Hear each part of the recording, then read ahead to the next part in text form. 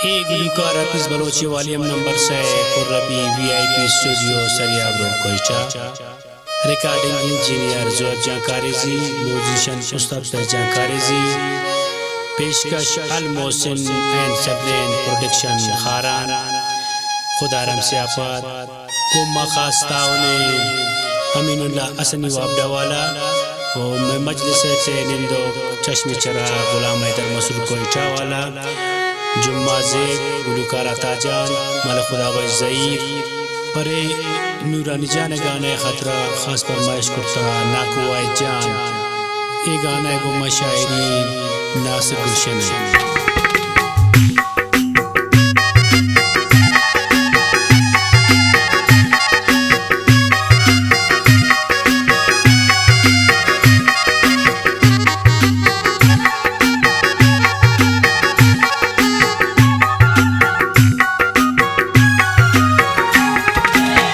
नूरानी जान नूर पिकंतो मैं दर्द गमाना दूर पिकंतो।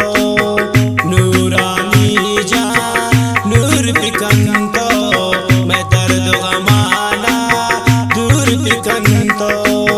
कनी दुआए मारा बेदरा मैं मुश्किल सांपिकन कनी दुआए मारा बेदरा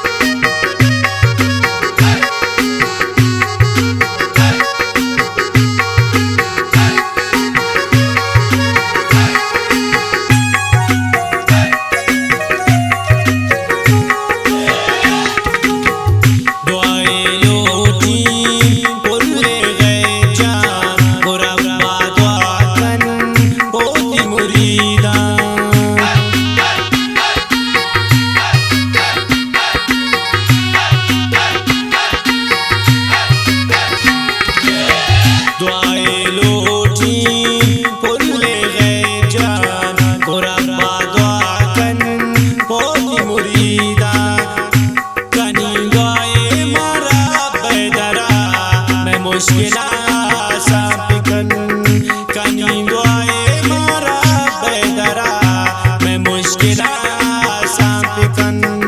नूरानी जान नूर पिकन तो मैं दर्द गमाना दूर पिकन तो।